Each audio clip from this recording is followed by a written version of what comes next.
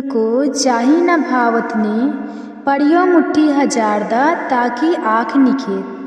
अर्थात जिनको राधा और कृष्ण का प्रेम अच्छा नहीं लगता, उनकी आँखों में 100,000 मुट्ठी धूल पड़ जाए।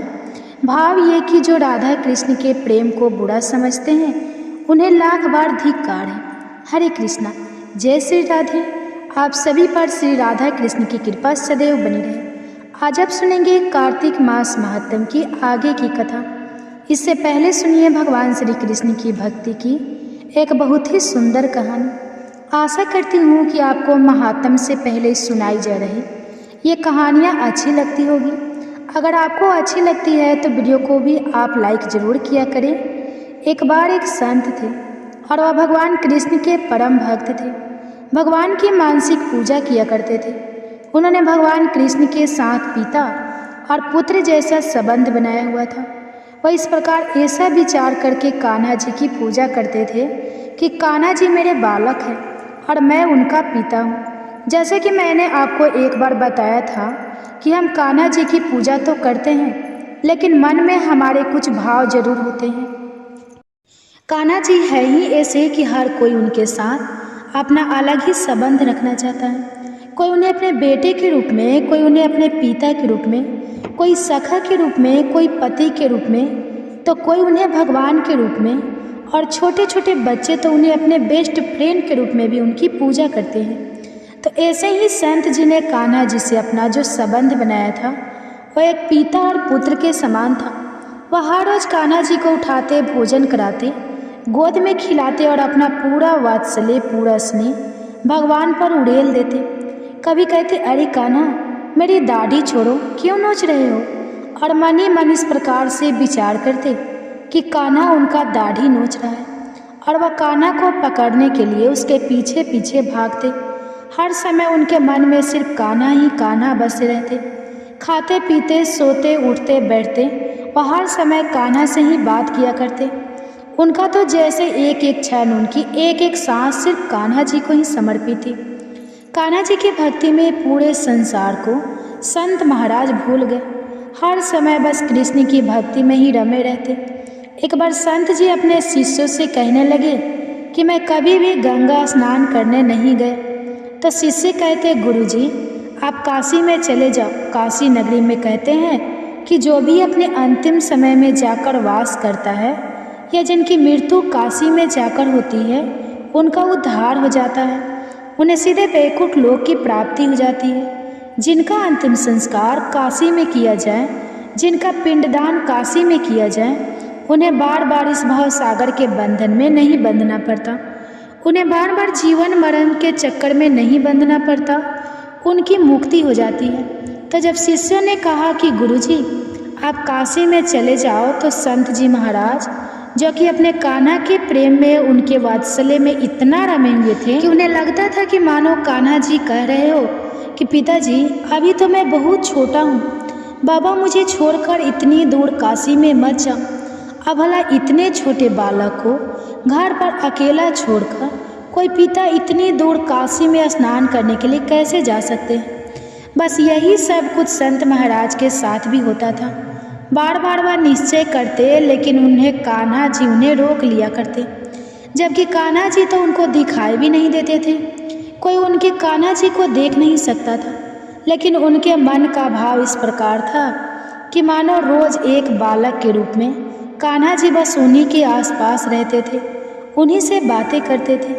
अब धीरे धीरे समय बीता तो संत जी और वृद्ध हो गए, कमजोर हो गए, लेकिन उनका नटखट कन्हैया वही सिर्फ 7-8 साल का बालक ही रहा। संत जी के तो आयु बढ़ती गई, लेकिन कान्हा जी को उन्होंने बड़ा नहीं होने दिया।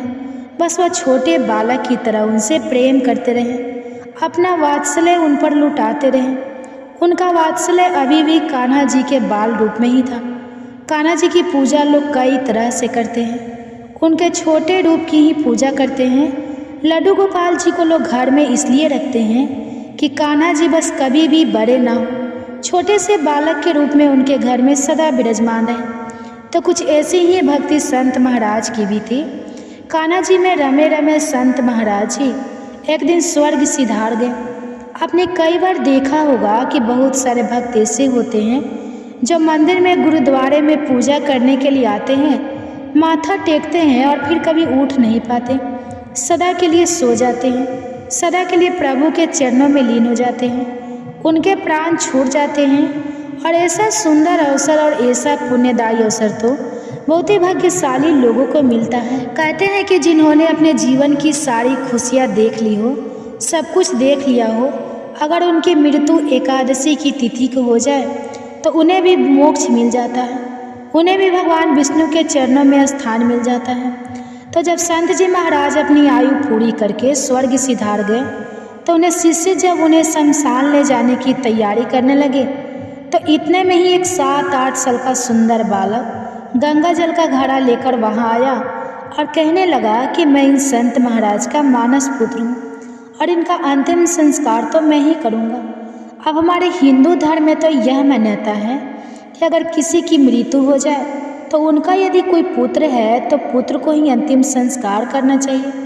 अगर पुत्र ना हो तो पुत्री भी अपने माता पिता का अंतिम संस्कार कर सकती है।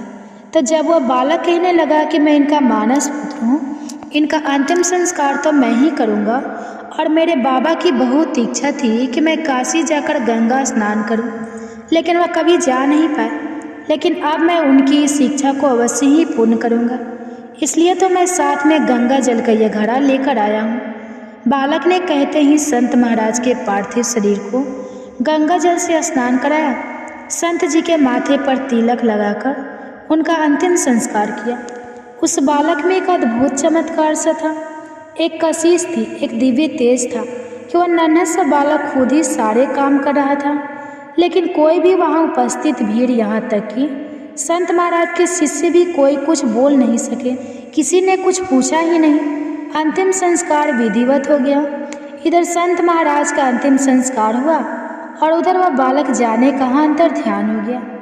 उस बालक का जाने के पश्चात जब लोगों को कुछ सीधी आई तब लोगों ने मन में एक विचार आया कि संत जी तो बाल ब्रह्मचारी थे, उनका तो कोई पुत्र था ही नहीं और वह तो केवल भगवान कृष्ण को ही अपना मानस पुत्र मानते थे, इसलिए कहीं ऐसा तो नहीं कि भगवान श्री कृष्ण ही स्वयं संत जी के पुत्र के रूप में आए थे। और तब सबने यह विश्वास कर लिया कि हो ना हो कान्हा जी ही संत महाराज के मानस पुत्र बनकर ही यहाँ पर उनका अंतिम संस्कार करने के लिए उपस्थित हुए थे। कहते हैं कि अगर भक्ति सच्ची हो तो कान्हा जी किसी न किसी रूप में आकर अपने भक्तों की अवश्य ही पूर्ण कर लेते हैं। तो इससे पहले के अध्याय में आपने जाना था कि किसी भी मंदिर में ध्वजारोहण करने से किस पुण्य की प्राप्ति होती है। जाने अनजाने में किया गया ध्वजारोहण किसी पुण्य की प्राप्ति करा सकता है, और अगर श्रद्धापूर्वक ध्वजारोहण किया जाए यानी कि मंदिर में झंडी बांधी जाए तो उसे क्या पुण्य मिलता है। अगर आप इस बारे में जानना चाहते हैं तो इससे पहले एक अध्याय आप जरूर सुनिए। सारी कथाएं सुनकर महाराज पृथु ने देवर्षि नारद जी से निवेदन किया कि हे मुनिवर, अब आप कृपा करके कार्तिक मास के व्रत के उद्यापन की विधि सुनाने की भी कृपा करें।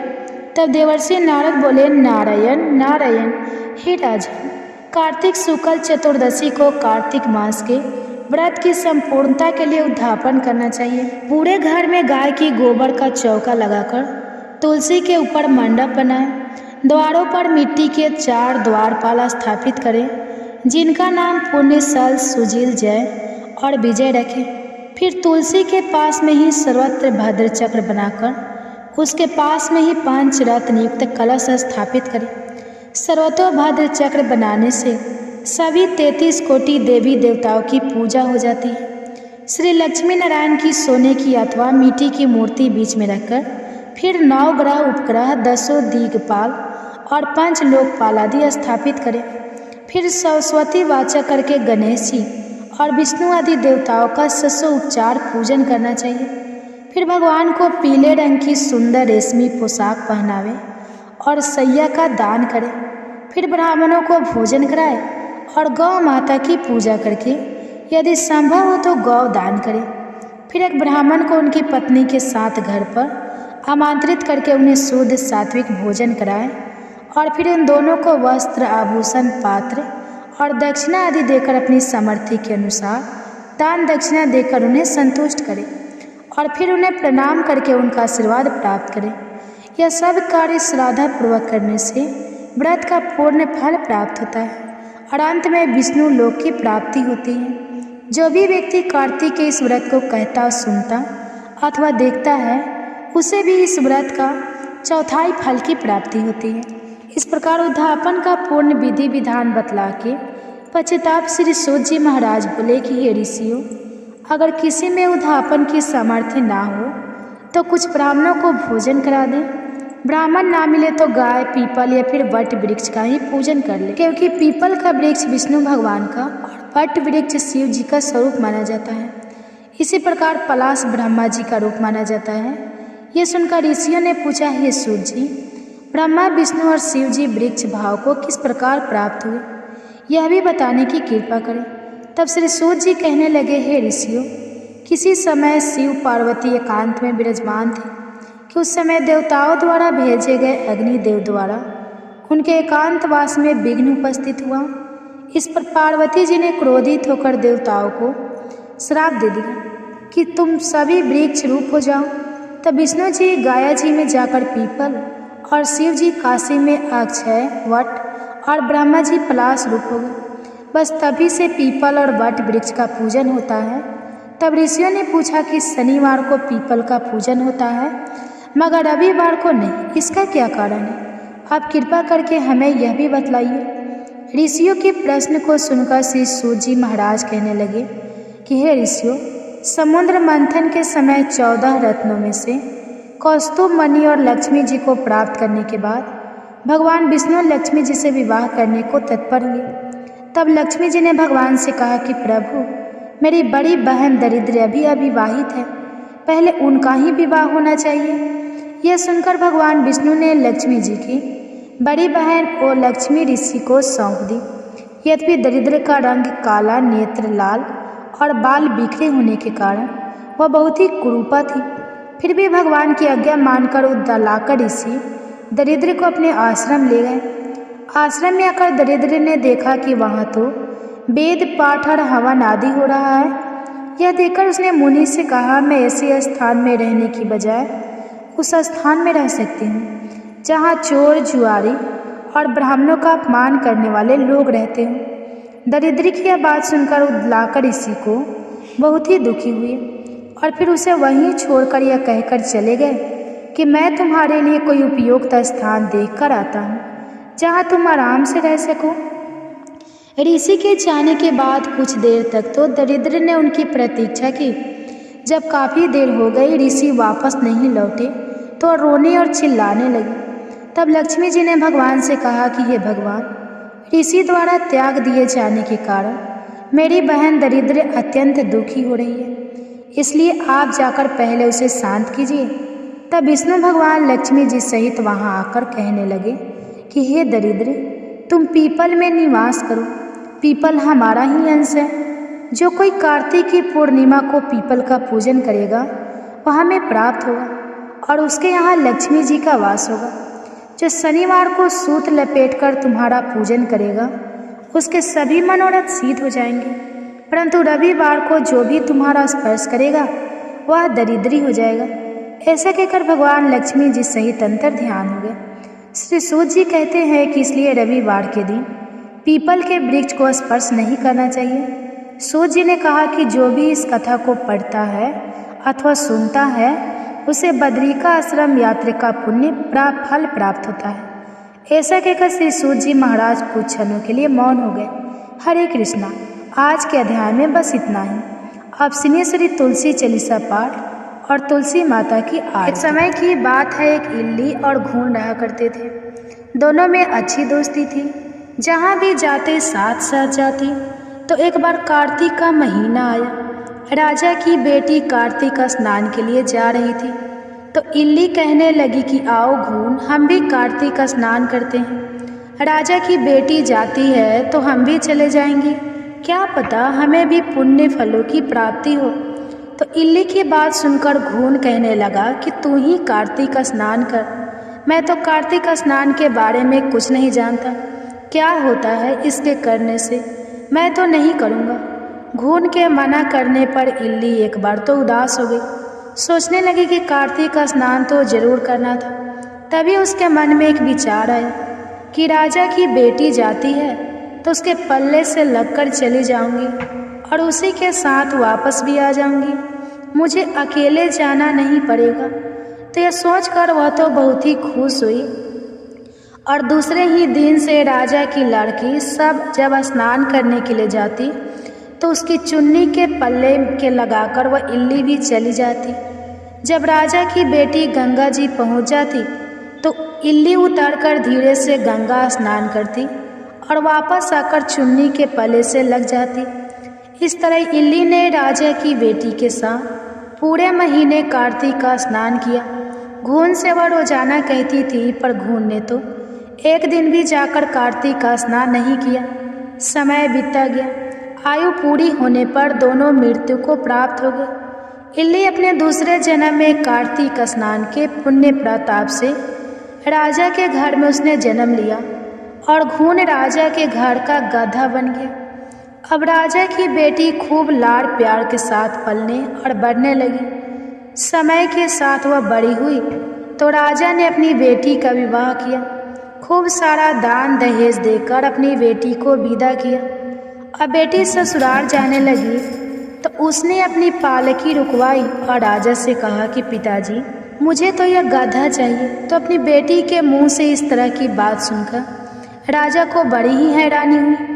राजा ने कहा कि बेटी, तुम चाहे तो धन और दौलत ले जाओ, इस गधे को मत लेकर जाओ। लोग क्या कहेंगे कि राजा के घर से आई है और दहेज में गधा लेकर आई है। राजा की बेटी तो अपनी जीद पर अड़ी रही। उसने कहा कि पिताजी, मुझे और कोई दान दहेज नहीं चाहिए, मुझे तो बस यह गधा दे दो, सब कुछ मिल जाएगा।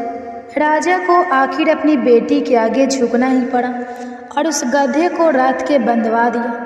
अब गधा तो रथ के साथ साथ तेज तेज दौड़ने लगा और इस तरह राजा की बेटी अपने ससुराल पहुंच गई। वहां पर खूब लोग इकट्ठा हुए थे, देखने आए थे कि राजा के बेटे को बहू कैसी है। पर जब लोगों ने रथ के गधा बंधा हुआ देखा तो सभी लोगों को बड़ा ही आश्चर्य हुआ और वे सब कहने लगे कि देखो, राजा के घर से आई है और गधे को लेकर आई है। पर वह कुछ नहीं बोली। राजा और उसके बेटे को भी बड़ी हैरानी हो रही थी कि बहू गधे को लेकर क्यों आई है। फिर रथ से खोलकर गधे को महल के नीचे बंधवा दिया। अब रोजाना राजा की पुत्र वधू घर का काम जल्दी जल्दी निपटाकर और नीचे उतर आती और उस गधे से बातें करने लगती। जब लड़की नीचे आती तो गधा कहता कि मुझे पानी पिला दे। तो वह लड़की कहती, मैंने तुम्हें पहले ही कहा था कि कार्तिक का स्नान कर ले, पर तूने तो मेरा कहना नहीं माना। तू तो बोलता था कि मैं कार्तिक का स्नान नहीं करूँगा, ना ही मैं व्रत करूँगा। मैं तो बाजरा खाऊंगा और ठंडा ठंडा पानी पीऊँगा। अब बाजरा खा और ठंडा ठंडा पानी पी, मेरे साथ कार्तिक का स्नान कर लेता तो थोड़ी यह हालत ना होती। एक दिन राजा ने अपनी पुत्र वधू को गधे के साथ बातें करते हुए सुन लिया तो उन्होंने अपने राजकुमार को बुलाकर सारी बात बताई। राजकुमार ने आकर अपनी पत्नी से कहा कि आप मुझे सारी बात बताओ। तब रानी बनी उस लड़की ने कहा कि स्वामी, मैं पिछले जन्म में इल्ली थी और जो यह गधा है यह घून था। जब मैंने इससे कहा था कि कार्तिक का स्नान कर ले, पर वह नहीं माना और मैं राजा की लड़की के पल्ले से लगकर पूरे महीने कार्तिक का स्नान करती थी। तो कार्तिक का स्नान के पुण्य प्रताप से मैंने राजा के घर में जन्म लिया और राजा के घर में ही बहू बनकर आई हूँ। तब राजा के बेटे ने सुना कि कार्तिक स्नान का इतना पुण्य प्रताप होता है तो उसने अपने पिताजी को कार्तिक स्नान के पुण्य फल के बारे में बताया और कहा कि पिताजी, आप हमें आज्ञा दे कि हर साल हम दोनों पति पत्नी जोड़े से कार्तिक का स्नान करें। तो राजा अपने बेटे की बात सुनकर बहुत खुश हुए और उन्हें कार्तिक का स्नान करने की इजाज़त भी दी। फिर राजा का बेटा और उसकी पत्नी हर साल कार्तिक के महीने में गंगा जी जाकर कार्तिक का स्नान करते थे और फिर पंडितों को भोजन करवाकर खूब दान पुण्य भी करते थे। तो राजा ने सारी नगरी में कहलवा दिया कि जिस तरह मेरे बेटे और बहू कार्तिक का स्नान करती है, उसी तरह सारी नगरी के लोग कार्तिक का स्नान करें। तो सारे लोगों ने अपने राजा की आज्ञा मानकर कार्तिक का स्नान किया और स्नान किया हुआ पानी उस घून पर डाला जो गड्ढा बना हुआ था, जिससे वह मोक्ष को प्राप्त हुआ। हे कार्तिक भगवान, कार्तिक स्नान का जैसा पुण्य फल आपने इल्ली को दिया, वैसा सबको देना। जो भी कार्तिक स्नान करके आपकी इस कथा को श्रद्धापूर्वक सुने, उसकी सारी मनोकामनाएं पूरी करना। अब सुनिए धर्मराज की कहानी। एक समय एक बुढ़िया माई थी, बहुत व्रत पूजा करती थी, व्रत नियम रखती थी। बुढ़िया माई की मृत्यु हुई तो भगवान के घर से यमदूत लेने बुढ़िया माई यमदूतों के साथ चली गई। थोड़ी दूर चली तो आगे गहरी नदी बह रही थी। बुढ़िया माई उस नदी में डूबने लगी। तब दूतों ने पूछा, माई गाय दान की है क्या? तब बुढ़िया माई ने मन में गाय का ध्यान किया तो गाय माता वहाँ पर उपस्थित हो गई। गाय की पूंछ पकड़कर बुढ़िया माई नदी पार हो गई। थोड़ी दूर आगे चली तो काले कुत्ते खाने को दौड़े। तब कुत्तों ने पूछा, माई कुत्ते को रोटी दी है क्या? तब बुढ़िया माई ने कुत्ते का ध्यान किया तो कुत्ते वहाँ से चले गए। थोड़ी दूर आगे चली तो काले कौवे बुढ़िया माई को चोंच मारने लगे। तब दूत बोले कि ब्राह्मण की बेटी को सिर में तेल लगाने को दिया है क्या? तो बुढ़िया माई ने ब्राह्मण की बेटी को याद किया।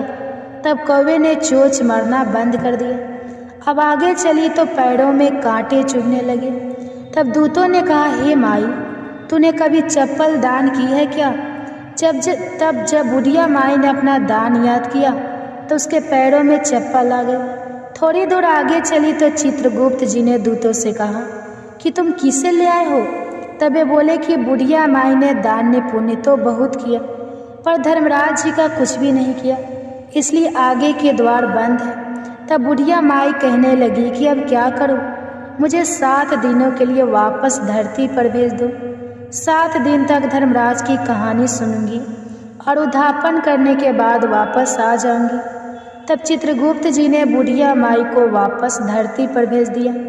पूरे गांव में खबर फैल गई कि बुढ़िया माई को भूतनी का रूप धारण करके आई है। जब वो अपने घर पहुंची तो बेटे बहू ने भूतनी समझकर घर के दरवाजे बंद कर दिए। तब वह कहने लगी कि मैं भूतनी नहीं हूँ, मैं तो धर्मराज जी के कहने पर वापस आई हूँ। अब मैं नियम से धर्मराज जी की कहानी सुनूंगी, उसका उद्धापन करूंगी और फिर वापस चली जाऊंगी। उसकी बात सुनकर बेटे ने उद्धापन की पूजा की, सारी सामग्री उसे लाकर दे दी। सबने कहानी सुनी लेकिन हुंकारा किसी ने भी नहीं भरा।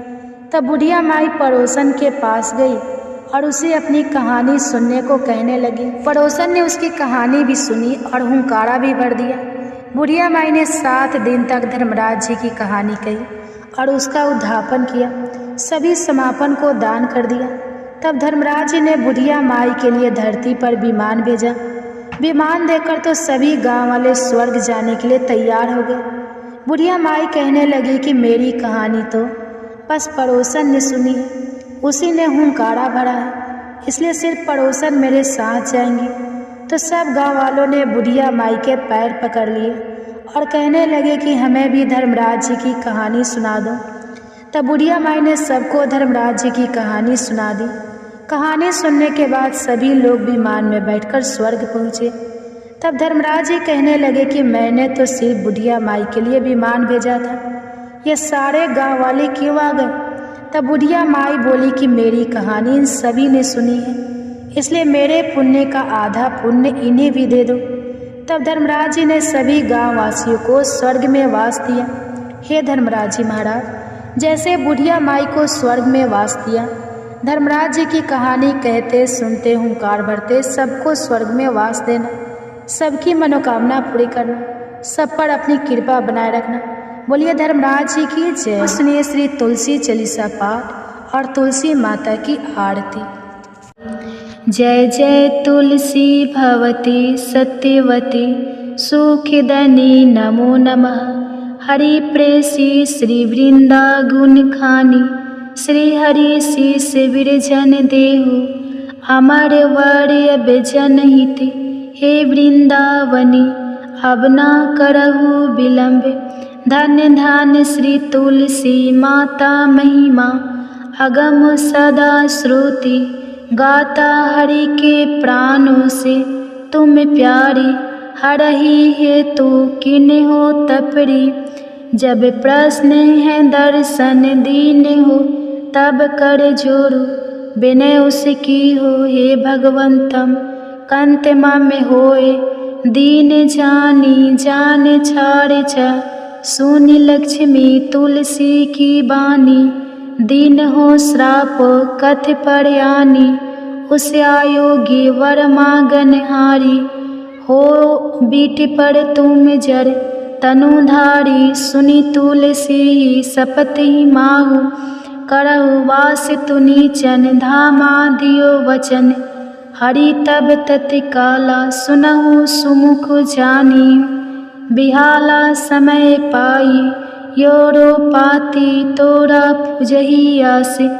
वचन सत्य मोरा तब को कुल, मह गोप सुदामा तू भई तुलसी दामा।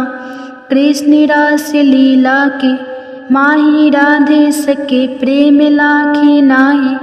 दियो श्राप तुलसी तत्काल नर लोक, कहीं तुम जन्म हो इहो बाला यो गोप बह दानव राजा। शंख चूर्ण नामक सिर ताजा, तुलसी भता सुखी नारी परम सती गुण।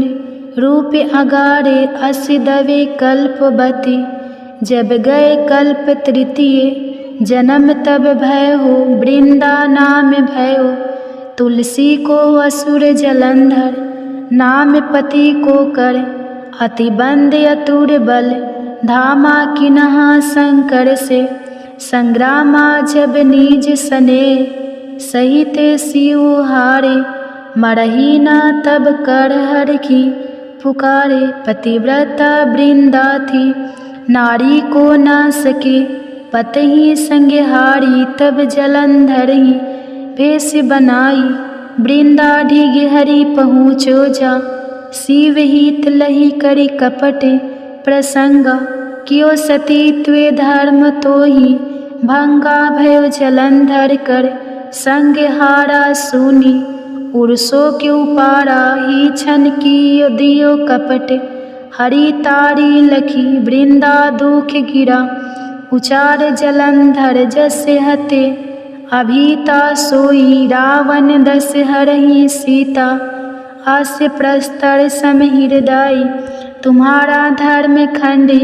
माँ में पति सहारा यही कारण, लही श्राप हमारा होए तनुपासन। तुम्हारा सुनी हरि तुरंत ही वजन, उचार दियो श्राप बीना। विचारो लखे नानी जी कर तू, तपति को लन हियो। जब पार्वती को जरमति, तू अस हो जर रूपा। जगमह तुलसी बिटपे अनूपा, धगवर रूपे हर शालिग्रामा। नंदी गंडक बिच लालामा, जो तुलसी दल हम ही चढ़ाई है। सब सुख भोग परम पद पाई है, बिन तुलसी हरि जलत शरीरा। अतिशय उठत शीस उड़े पीरा, जो तुलसी दल हरि सिर धारित। सहस्त्र घट अमृत डारित, तुलसी हरि मन रंजन। हारी रोग दोष दुख भंजन, हारी प्रेम सहित हरि भंजन। निरंतर तुलसी राधा में नाही, अंतर व्यंजन हो छप्पन। हो प्रकार बीन तुलसी दल ना हरहि, प्यारा सकल तीर्थ तुलसी तर छाही लह दे। मुक्ति जन संशय नाही कवि सुंदर, एक हरि गुण गावत। तुलसी ही निकट सहसे गुने पावत, बसत निकट दुर्वासा। धामा जो प्रयास ते पूर्व ललामा पाठी करही। जो नित नर नारी होई, सुख भाषा ही त्रिपुरारी। तुलसी चलीसा पढ़ी, तुलसी तरु गिरिधारी। दीपदान करी पुत्र फल पावा, बंध नारी सकल दुख दरिद्र हरि, हारि परम प्रसन्न आसी, धन जन गही, कर बसहि पूर्णात्रहि, अभिमत फल जगत महिलाहि, पूर्ण सब काम कज दलहि, तुलसी तक सहज बसहि, हरि राम तुलसी महिमा, नाम लख तुलसी सुत सुखी, राम मानस चालीसा, रचो जग मह तुलसीदास। प्रेम से बोली तुलसी महारानी की जय। जय तुलसी महारानी नमो नमः, हर की पटरानी नमो नमः, तुलसी महारानी नमो नमः, धन्य तुलसी पुरन तप कीनो, शालीग्राम बनी पटरानी नमो नमः, तुलसी महारानी नमो नमः, हर की पटरानी नमो नमः, जाके पत्र मंजरी कोमल श्रीपति, कमल चरण लपेटानी नमो नमः, तुलसी महारानी नमो नमः, हरि की पटरानी नमो नमः, कौन महीने बोई रानी, तुलसा कौन महीने हुई हरियाली, नमो नमः, तुलसी महारानी नमो नमः, हर की पटरानी नमो नमः, कौन महीने हुई तेरा पूजा, कौन महीने हुई पटरानी नमो नमः, तुलसा महारानी नमो नमः, आषाढ़ मास में बोई रानी तुलसा, सावन महीने हुई हरियाली, नमो नमः, तुलसी महारानी नमो नमः, हरि की पटरानी नमो नमः, कार्तिक मास में हुई तेरी पूजा, मंगशीर मास हुई पटरानी नमो नमः, तुलसी महारानी नमो नमः, हर की पटरानी नमो नमः, धूप दीप नैवेद्य आरती, पुष्पन की वर्षा बरसानी नमो नमः, तुलसी महारानी नमो नमः, हरि की पटरानी नमो नमः, 56 भोग 36 व्यंजन, बिन तुलसी हरि एक न मानी, नमो नमः, तुलसी महारानी नमो नमः, हरि की पटरानी नमो नमः, जो तुलसी को सवेरे गाए, श्री कृष्ण के दर्शन पाए, नमो नमः, तुलसी महारानी नमो नमः, हर की पटरानी नमो नमः, जो तुलसी को दोपहर गाए, खीर खांड का भोग लगाए, नमो नमः, तुलसी महारानी नमो नमः, हरि की पटरानी नमो नमः, जो तुलसी को सांझ को गाए, श्री कृष्ण की आरती उतारे, नमो नमः, तुलसी महारानी नमो नमः, हरि की पटरानी नमो नमः, जो तुलसी को रात को गाए, श्री कृष्ण के चरण दबाए, नमो नमः, तुलसी महारानी नमो नमः, हरि की पटरानी नमो नमः, सब सखी मैया तेरा यश गावे, भक्ति दान दीजिए महारानी नमो नमः, तुलसी महारानी नमो नमः, हरि की पटरानी नमो नमः, तुलसी महारानी नमो नमः, हरि की पटरानी नमो नमः।